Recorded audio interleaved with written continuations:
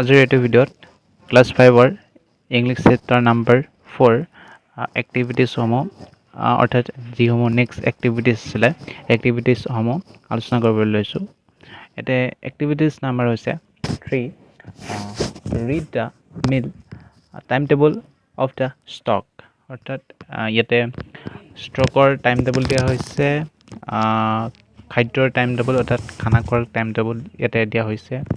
ইয়াতে অৰ্থাৎ সময়সূচী দিয়া হৈছে, অৰ্থাৎ ইয়াতে ষ্টকৰ বুলি উল্লেখ কৰিছে, কিন্তু এই সময়সূচীখিনি আমাৰ সকলোৰে ক্ষেত্ৰত প্ৰযোজ্য হয়। অৰ্থাৎ সকলোৰে ক্ষেত্ৰতে লাগে বস্তুটো কেতিয়া কি হয়, কোনটো টাইমত খাদ্য খোৱাৰ টাইমটো কেতিয়া হয় আৰু কেনেধৰণে হয় বা কেতিয়া আমাক খানা খোৱাৰ টাইমিংটো আছে, ইয়াতে আমি তেনেধৰণেও আমি ক'ব পাৰোঁ।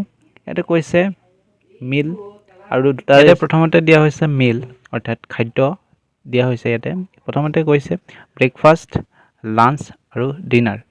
ইয়াতে ব্ৰেকফাষ্টৰ টাইমটো হৈছে, সময়টো কেতিয়া, ব্ৰেকফাষ্টৰ সময়টো হৈছে 8:30, অৰ্থাৎ যেতিয়া আমি 8:30 বজাত খানা খোৱা হয়, কিবা এটা খোৱা হয়, সেই খাদ্য খোৱাটোক আমি ব্ৰেকফাষ্ট বুলি কোৱা হয়।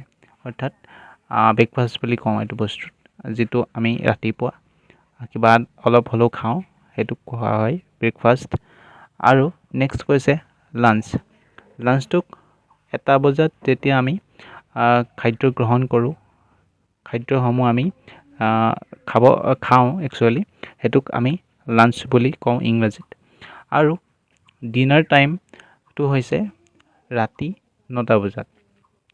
ইয়াতে আমি যিটো খাদ্য ৰাতি খাওঁ, সেই ৰাতি খোৱা খাদ্যটোক আমি ডিনাৰ বুলি কোৱা হয়। অৰ্থাৎ আমি ডিনাৰ বুলি ক'ব পাৰোঁ ৰাতি যিটো আমি খানা খোৱা হয়। অৰ্থাৎ এই যিটো বগলীটোৱে চিত্ৰটোৰ সৈতে বস্তুটো বুজাইছে, ষ্টকৰ যিটো খাদ্য খোৱাৰ সময়সূচী ইয়াতে দিছে, কিন্তু এইটো আমাক জানিবৰ কাৰণে দিছে আমি কোনটো টাইমত আমি কিদৰে আমি ক'ব পাৰোঁ খানা খোৱা টাইমটো, অৰ্থাৎ খাদ্য খোৱাৰ টাইমটো আমি কেনেধৰণে ক'ব পাৰোঁ।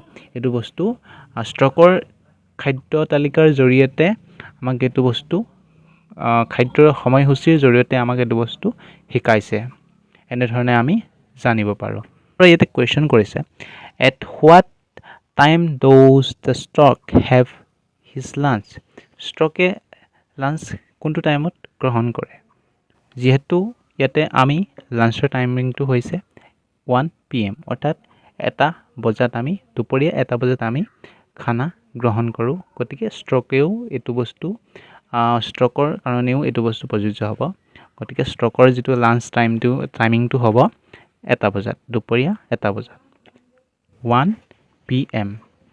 তাৰপৰা নেক্সট কুৱেশ্যন আছে, what does the stock have at 8:30 AM। ইয়াতে ষ্টকে 8:30 AM কি গ্ৰহণ কৰে? 8:30 AM কি গ্ৰহণ কৰিব?